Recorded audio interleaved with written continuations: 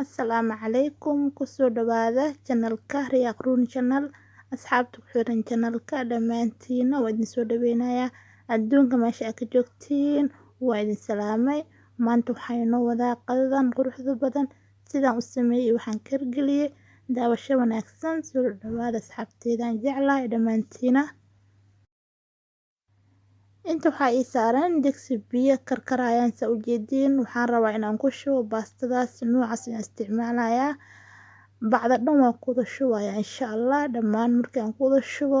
waa soo karnayaa baastada markii aan soo kariyo waa isku soo laabanayna asxaabteeda soo dhawaada.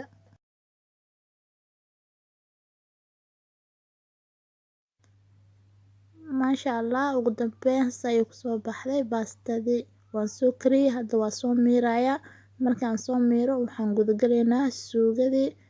insha Allah asxaabteeda la socda haddana suugada ayaa noo bilaabanayso.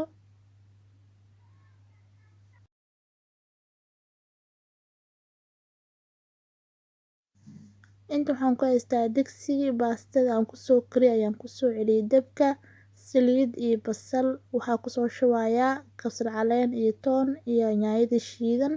insha Allah asxaabteeda video waa noo soo gaagaabanaa haddii kale waan ugu dheeraanayaa muhiimadda waxaa waaye wixii aan isku darayo inaa ogaatiin insha Allah hadda bixisha way soo shilmatay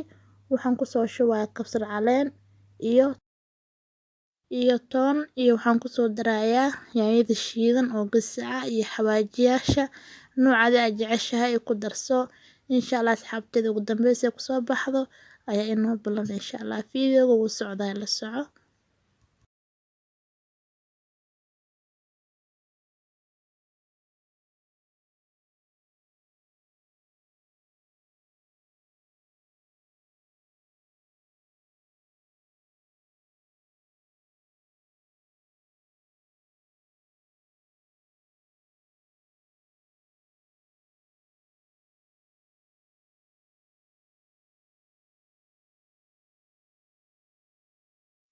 Maasha Allah asxaabteeda ayay ku soo baxday suugadii ugu dambeyn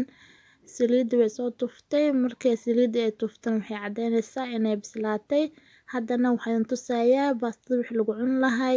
waxaan rabaa chickenkaas iyo baradhadaas in aan geliyo foornada waan soo mariyay xawaajiyaal aan soo mariyay spiceska aad jeceshahay soo marso